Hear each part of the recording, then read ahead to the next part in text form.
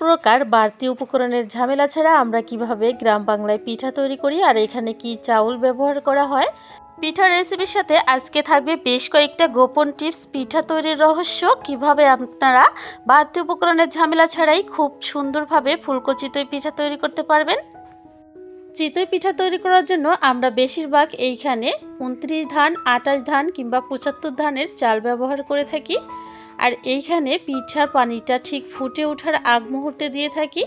আর আমরা চাউলটা বেশিরভাগ মেশিনে কিংবা ব্লেন্ডারে গুঁড়া করে থাকি। তো ফুটে ওঠা পানি কিন্তু এইভাবে লবণ দিয়ে গুঁড়িটা গুলিয়ে নিতে হবে। আর এখানে কিন্তু বাড়তি কোনো উপকরণের ঝামেলা নেই। কোনোভাবে পানিটা যদি ধোয়া ওঠা গরম না হয়ে অল্প গরম হয় তাহলে কিন্তু পিঠা ভালো হবে না। অবশ্যই এই দিকটা খেয়াল রাখতে হবে।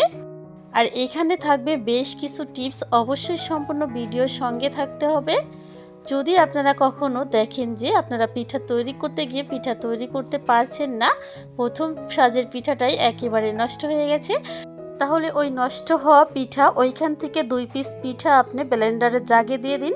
আর ওইখানে সামান্য পানি দিয়ে ব্লেন্ড করে গুড়ির সাথে গুলিয়ে দিন, তাহলে কিন্তু খুব সুন্দর ফুলকো ফুলকো পিঠা হবে। দেখতে দেখতে কিন্তু আমার গুঁড়িটা গুলানো হয়ে গেছে। আর গুঁড়িটা উপর থেকে ছাড়ার পর দেখতেই পাচ্ছেন গুড়ের মধ্যে বুটবুট করে উঠছে। আর ঠিকভাবে কিন্তু গোলানো হলে এরকম হয়।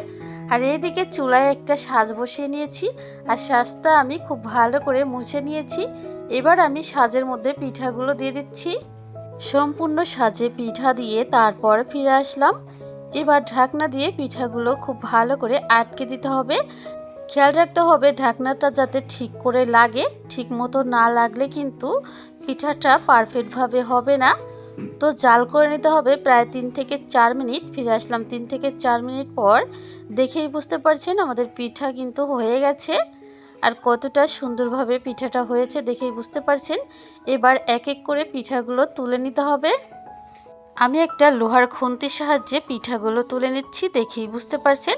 আর পিঠাটা আমি সামনে থেকে দেখাচ্ছি কতটা সুন্দর হয়েছে পিঠাগুলো। আর সেম প্রসেসে কিন্তু এক এক করে সবগুলো পিঠা তৈরি করে নিতে হবে। আমি আরও একটা সাজ দেখিয়ে দিচ্ছি। প্রথম সাজের তুলনায় দ্বিতীয় সাজ কিন্তু আরও বেশি সুন্দর হয়েছে, দেখেই বুঝতে পারছেন। ঠিক এইরকম কিন্তু হয়ে থাকে। তো এক এক করে সবগুলো পিঠা তৈরি করে নিয়ে তারপর ফিরে আসলাম। দেখেই বুঝতে পারছেন পিঠাগুলো দেখতে কতটা মাশাআল্লাহ হয়েছে। আর এই পিঠাগুলো খেতেও কিন্তু খুবই ভালো। আজ এখানে বিদায় নিচ্ছি, দেখা হবে আগামী পর্বে। আল্লাহ হাফেজ, আসসালামু আলাইকুম।